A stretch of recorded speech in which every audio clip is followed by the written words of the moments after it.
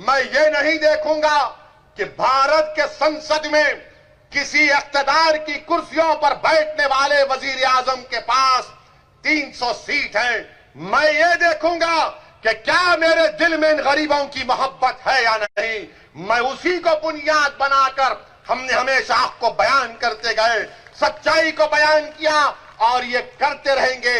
ये मिजाज आपको पैदा करना है मेरे भाई, ये मिजाज आपको पैदा करना है और इंशाअल्लाह ताला हम पैदा करेंगे। अब आप देखते हैं ना कि जो लोग सेकुलरिज्म बोलते हैं, अरे पूरे बीजेपी वाले लोकसभा की सीट जीत गए, कहां गया सेकुलरिज्म। अच्छा, एक मेरे सवाल का जवाब दो।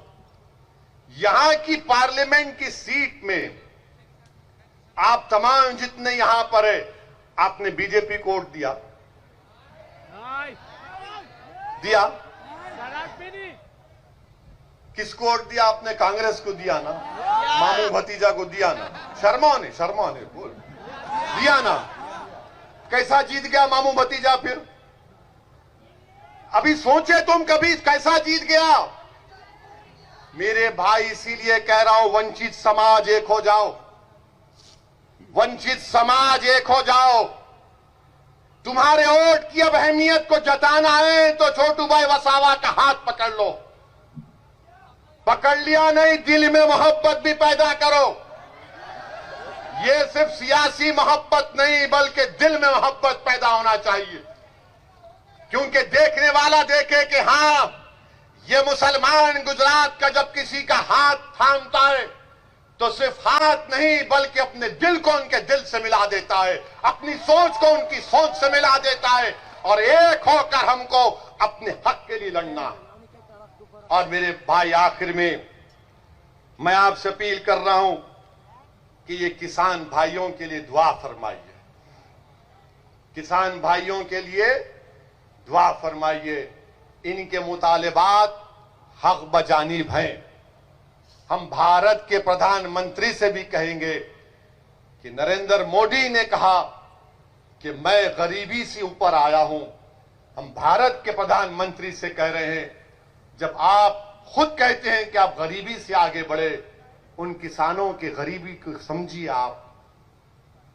किसान जब काम करता है वो ट्रेड नहीं है, वो बिजनेस नहीं है, वो ऑक्यूपेशन है।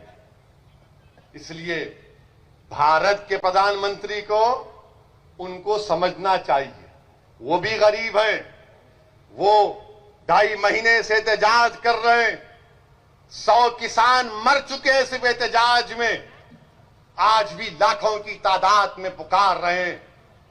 मुझे किसी मीडिया के लोगों ने कहा वो एक किसान नेता रो दिया और पूरे किसान निकल कर आ गए।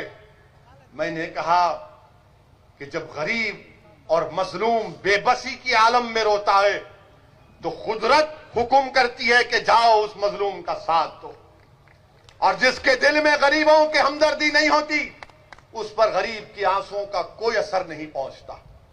मेरे अजीज दोस्तों और बुजुर्गों, हम किसानों के साथ हैं। ये अन्नदाता हैं, ये हमको खाना खिलाते हैं, ये मेहनत करते हैं, खेत में जाते हैं, बंजर जमीन को वहां पर उसको नरम करके बीज बोते हैं, फसल को उगाते हैं और पूरे भारत के दस्तरखानों पर खाना खिलाते हैं। इनसे आज जो किया जा रहा है वो ठीक नहीं किया जा रहा है, वो बहुत गलत हो रहा है, बहुत गलत हो रहा है। इनको बुलाना चाहिए, देश के प्रधानमंत्री को अपने घर में बुलाना चाहिए। और जिस तरह हमारे देश के प्रधानमंत्री ने ओबामा को चाय डालकर पिलाया था, अच्छा किया। हमारा मेहमान है, जो भी आता उसको उसकी खातिर तवाज़ो करना चाहिए। हम देश के प्रधानमंत्री से उम्मीद करेंगे वो तमाम किसानों को अपने घर पे बुलाएंगे, अपने हाथ से उनको चाय और बिस्किट खिलाकर कहेंगे कि जाओ, आज से तुम खुश रहो, तुम पे जो कानून है हमने उसको माफ कर दिया, रिपेल कर दिया उस कानून को।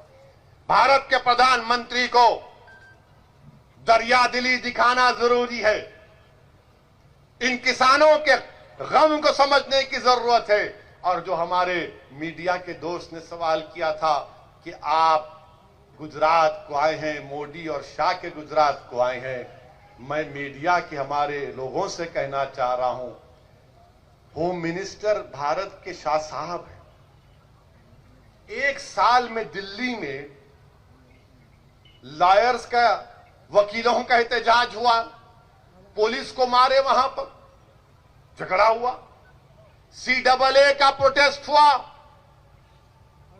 दिल्ली में फसाद हुआ, 50 से ज्यादा लोगों की जानें चली गई, 20 से ज्यादा मसाजिद को नुकसान किया गया, जलाया गया। अब फिर दिल्ली में 26 जनवरी को गड़बड़ हुई है। ये 56 इंच का सीने की सरकार है, कई की सरकार।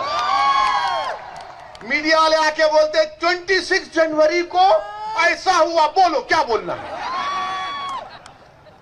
Mister Owaisi, 26 January violence happened, what is your comment?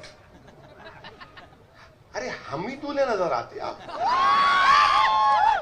आप जाकर ये क्यों नहीं पूछते होम मिनिस्टर साहब से, शाह साहब बताओ क्यों हुआ गड़बड़? ये नहीं पूछेंगे, नहीं पूछेंगे। इसलिए नहीं पूछेंगे, पूछेंगे तो क्या होगा, हमारा क्या होगा? नहीं नहीं नहीं, इससे पूछते, दाढ़ी वाले से। ये दाढ़ी वाले से पूछेंगे जिसके सर पे टोपी है, मगर जो होम मिनिस्टर है उससे नहीं पूछेंगे कि एक साल में इतनी 3 गड़बड़ क्यों हो गई। अरे क्या जाति जाने दो ना, मगर नौकरी किस लिए कर रहे हैं? नौकरी तो सवाल पूछने के लिए कर रहे हैं ना। मगर ये मीडिया वाले भी जानते हैं मार्च के बाद इनकी पूरों की नौकरियां जा सकती, क्योंकि देश में इकॉनमी नहीं है, बड़े बड़े टीवी चैनल अखबारात में पैसा नहीं है तनख्वाह देने के लिए। उनको देखो सर हिला रहे हैं, सही कह रहा है, बोल रहे हैं, वो जानते हैं बहुत से मीडिया के लोगों की नौकरी जाने वाली है मार्च के बाद। अब आप बीजेपी से पूछेंगे क्या हो रहा है देश में, तो बोलेंगे तुमने देखा नहीं मोदी जी ने क्या कहा। मोदी जी ने कहा कि मित्रों, GDP बढ़ रहा है।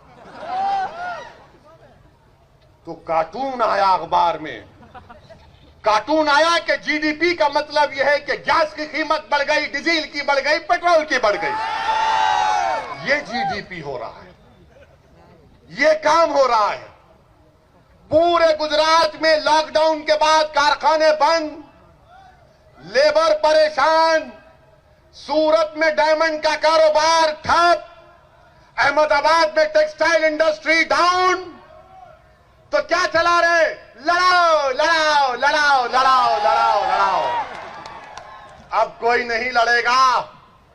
अब इंशाअल्लाह ताला वंचित समाज जान चुका है कि आज हमारा इस्तेसाल किया जा रहा है। इसीलिए मेरी आपसे अपील है, मुत्तहिद रहिए। अब मुझे यहां से अहमदाबाद भी जाना है, इसीलिए आपसे इजाजत चाह रहा हूं और वादा कर रहा हूं कि इंशाअल्लाह ताला दोबारा फिर आऊंगा और अल्लाह जब तक जिंदा रखेगा बार बार आता रहूंगा। भरूच को आऊंगा, आपके दरमियान में रहूंगा। आपसे इल्तिजा है, गुजारिश है कि इस इत्तेहाद को कामयाब करिए। शुक्रिया। अस्सलाम वालेकुम व रहमतुल्लाहि व बरकातहू।